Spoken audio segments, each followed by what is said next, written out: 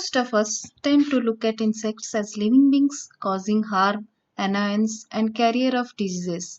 But there are insects which can be beneficial for solving crimes by acting as evidence. Forensic entomology is the scientific study of the application of insects and other arthropods in criminal or legal investigation. It can also be helpful to detect drugs and poisons. In human medicine, it is utilized to investigate murder, suicide, physical abuse, displacement of the body, while in veterinary medicine, cruelty to animals and killing of endangered species.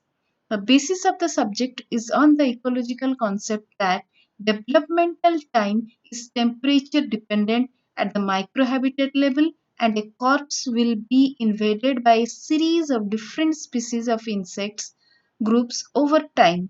The application of forensic entomology involves knowing the post mortem interval, that is, the period of insect activity or time since its colonization.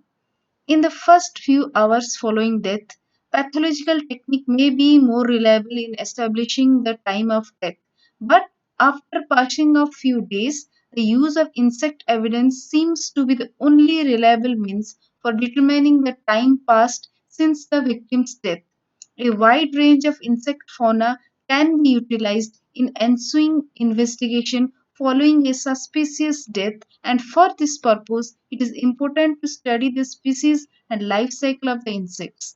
There are some insects that scavenge dead flesh or lay eggs on the dead bodies. By studying the insect found in and near the corpse and knowing the life cycle of the different insects and the stages of decomposition when different insects populate the dead body, the forensic entomologist can determine the time since death, that is the post-mortem interval, or the length of the time the body has been there, or if it has been moved since death.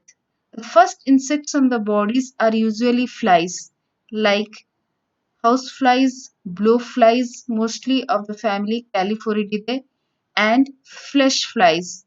The Californidae flies are important as they are the first to arrive because they have the ability to smell carcass up from 10 miles away.